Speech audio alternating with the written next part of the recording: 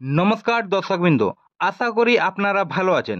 কৃষক বন্ধু প্রকল্পের গুরুত্বপূর্ণ আপডেট উঠে আসছে। হ্যাঁ, একদম ঠিকই শুনেছেন। মুখ্যমন্ত্রী মমতা ব্যানার্জি ঠিক কী বলেছেন পাবলিক সম্মেলনে কৃষক বন্ধু প্রকল্পের খারিফ সিজনের টাকা নিয়ে বিস্তারিত জানবো ভিডিওতে। তার আগে একটি ছোট্ট রিকোয়েস্ট, চ্যানেলে যদি আপনি নতুন হন তাহলে অবশ্যই চ্যানেলটিকে সাবস্ক্রাইব করে দেবেন। মমতা বন্দ্যোপাধ্যায়ের নেতৃত্বাধীন পশ্চিমবঙ্গ সরকার কৃষকদের কষ্ট কমানোর জন্য একাধিক উদ্যোগ নিয়েছে। কৃষকরা প্রাকৃতিক দুর্যোগ, ফসলের দাম কমে যাওয়া, চাষের খরচ বৃদ্ধি ইত্যাদি সমস্যার সম্মুখীন হন। এইসব সমস্যার সমাধান করতে রাজ্য সরকার কয়েকটি গুরুত্বপূর্ণ প্রকল্প চালু করেছেন। কৃষক বন্ধু প্রকল্প পশ্চিমবঙ্গ সরকারের একটি গুরুত্বপূর্ণ উদ্যোগ, যা রাজ্য সরকার কৃষকদের আর্থিক সহায়তা প্রদান করার জন্য চালু করেছেন।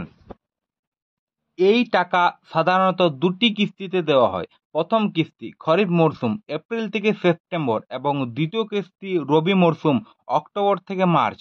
তবে এই প্রকল্পের সবচেয়ে হৃদয়স্পর্শী দিকটি হলো, যদি কোনো কৃষক 18 থেকে 60 বয়সী বছরে কৃষকের মৃত্যু ঘটে, তাহলে তার পরিবার পায় এককালীন 2 লক্ষ টাকা।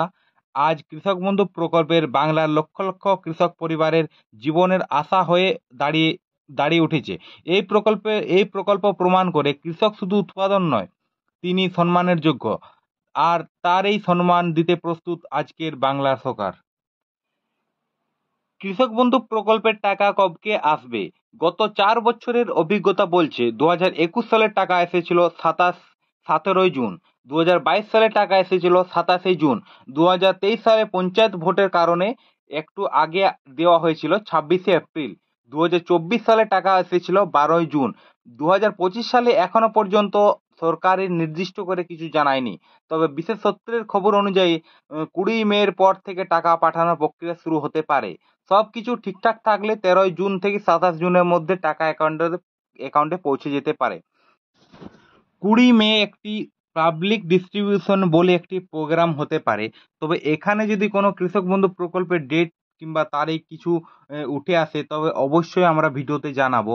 তো এখনকার মতো এই পর্যন্তই। জয় হিন্দ, বন্দে মাতরম।